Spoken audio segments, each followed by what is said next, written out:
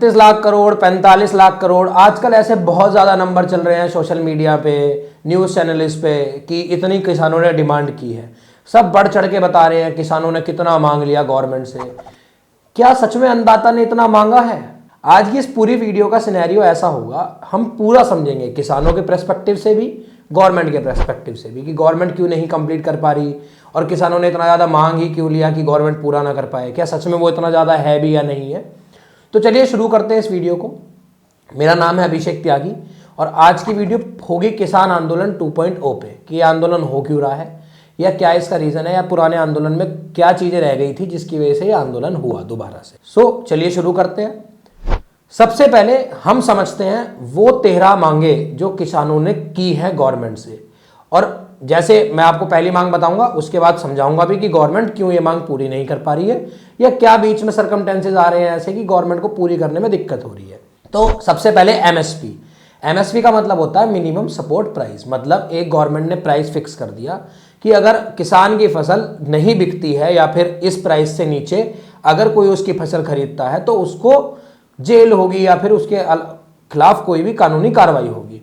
अब इस डिमांड में गवर्नमेंट को प्रॉब्लम क्या हो रही है या वो क्यों नहीं पूरा कर पा रही है, या सच में प्रॉब्लम है भी या बस गवर्नमेंट सामने से दिखा रही है। अब ये चीज़ समझते हैं।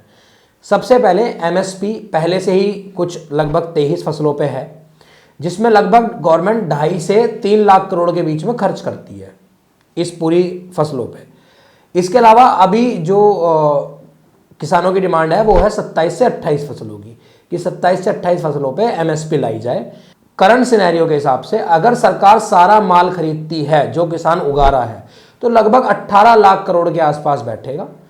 अगर सारा नहीं खरीदती है, जैसा अभी खरीदती है गवर्नमेंट, अगर उतना ही खरीदे तो लगभग 10 लाख करोड़ के आसपास बैठेगा मिनिमम सपोर्ट प्राइस आने के बाद।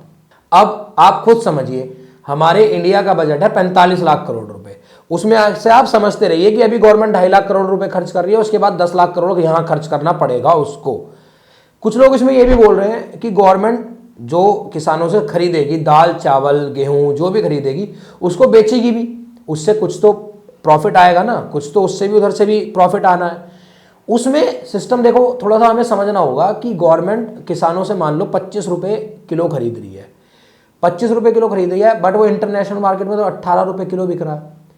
1 किलो पे सरकार को लगभग 7 से 8 रुपये का नुकसान हो रहा है, प्लस उसे रखने की कॉस्ट अलग हुई, मेंटेनेंस जो उसका पूरा होगा, जो लोग उसमें वर्कर होंगे वो उसकी कॉस्ट अलग हो गई। उसके अलावा सरकार को जो राशन होता है ऑब्वियसली उसमें सरकार 4 रुपये 5 रुपये किलो के भाव से देती है, कई जगह फ्री में भी देती है, वो भी सरकार को उसी से देना होगा।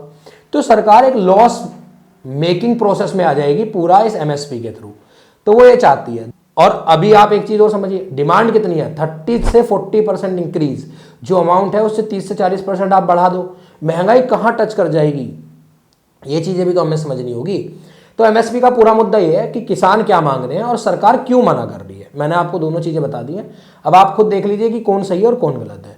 दूसरा पॉइंट आ रहा है पेंशन, कि जितने भी 60 साल से बुजुर्ग किसान हैं उनको पेंशन दी जाए 10,000 रुपये महीना। इस देश में लगभग 15 करोड़ किसान हैं। उन 15 करोड़ किसान में से अगर 2 करोड़ भी हम मान लें मोटा मोटी कि बुजुर्ग हैं, उन 2 करोड़ में अगर हम इंटू करें, 2 करोड़ इंटू 10 इंटू 12, अगर हम इस नंबर को निकालें तो लगभग 2,40,000 करोड़ रुपए के हिसाब लगभग बैठेगा। अब आप खुद समझिए 2.5 लाख करोड़ के आसपास लगभग पेंशन का खर्चा हो गया। ये तो इससे तो कोई प्रॉफिट भी नहीं आना। चलो गेहूं में या फिर जो एमएसपी वाला है उसमें तो एक बार ये भी बोल सकते हैं कि यहाँ सरकार आगे सामान बेच देगी तो कुछ प्रॉफिट आ जाएगा, बट यहाँ तो आपको देना ही देना है। सरकार ऐसा थोड़ी आप उस सरकार को दे दोगे उसके बदले में।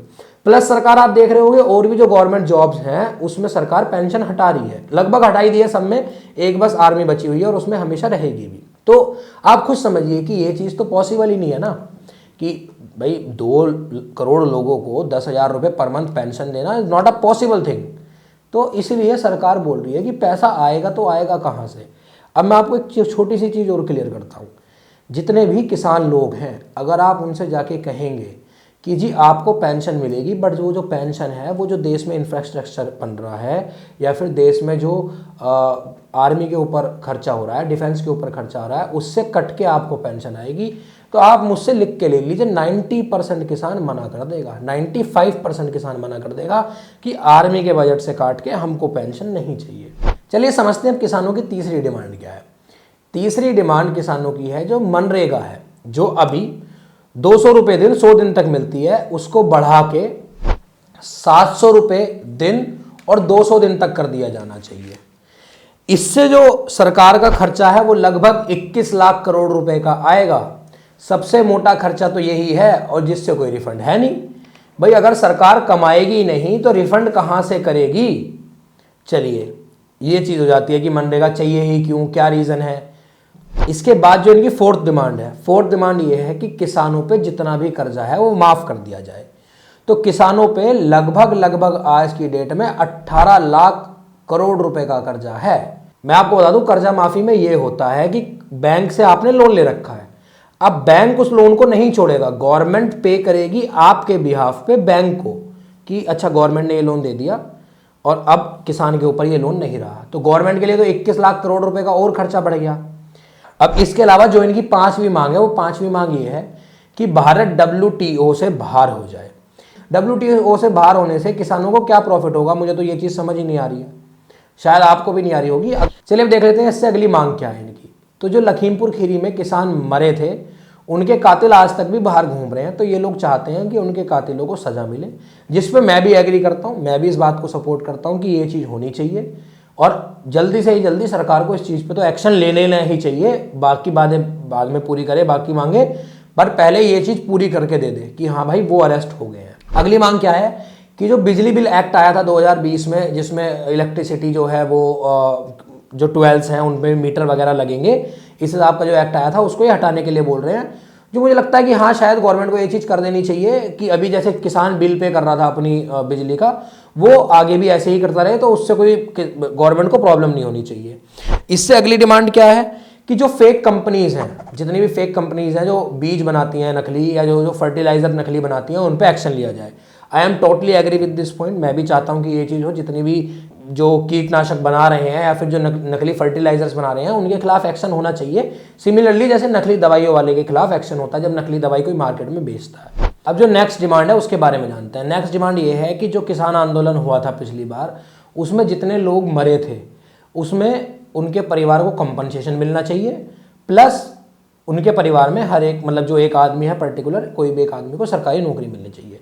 ये चीज़ भी सही है भाई, जिसने अपना जो परिवार यहाँ खोया है, जिसने अपने लोग खोए हैं, उसको कंपनसेशन तो मिलना ही चाहिए। क्योंकि देखो जो आदमी चला गया उसकी आप कभी भी रिप्लेसमेंट नहीं कर सकते, बट हाँ एक रिलीफ आप इस चीज़ से दिलवा सकते हो कि आप उसको एक जॉब दे दे गवर्नमेंट में, जिससे उसका परिवार अच्छे से चल सके। क्योंकि अगर परिवार का मेन आदमी चला गया तो आप समझ रहे हो ना कि परिवार चलाना मुश्किल हो जाता है। तो मैं इस डिमांड को भी कंप्लीटली सपोर्ट करता हूँ कि हाँ ये डिमांड भी होनी चाहिए। तो इससे अगली डिमांड ये है जो भूमि अधिग्रहण कानून आया था 2013 में, उसको हटा दिया जाए। बेसिकली इस कानून में कुछ ऐसी बातें थी कि जो अगर किसान जमीन बेचेगा तो पूछा जाएगा उससे, अगर कोई भी लैंड बेचता है तो उससे पूछा जाएगा पहले, कब्जे वगैरह को लेके काफ़ी सारे इसमें रूल्स थे। तो इस एक्ट को हटा दिया जाए और जो पहले से चीज़ें चली हुई आ रही हैं वैसे ही चीज़ें चलती रहनी चाहिए। जो लास्ट डिमांड है इनकी बेसिकली वो ये है जल जंगल और ज़मीन पर जो वहाँ के मूल निवासी हैं उनका अधिकार तय होना चाहिए।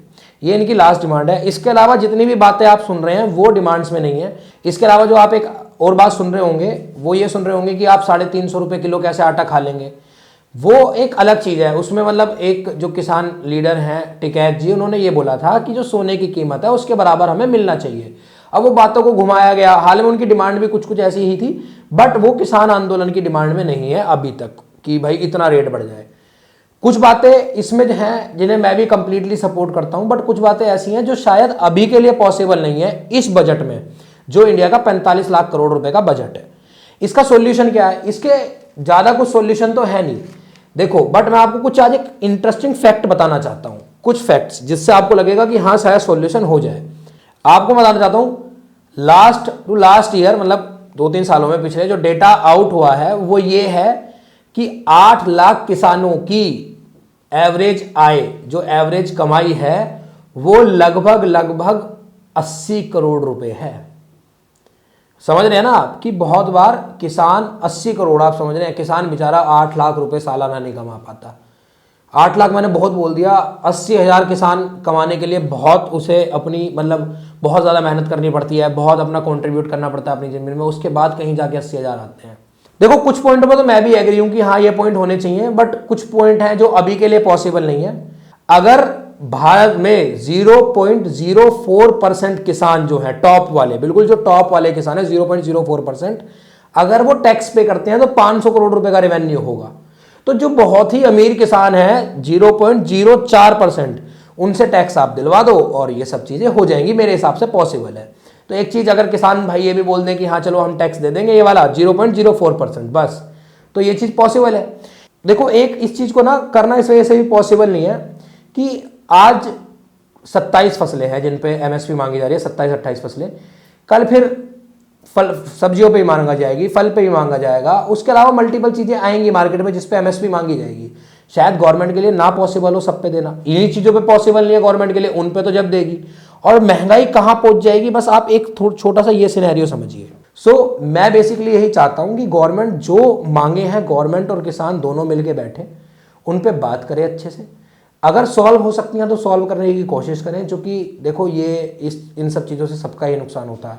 सो आज की वीडियो में इतना ही, मिलते हैं नेक्स्ट वीडियो में, तब तक के लिए जय श्री राम।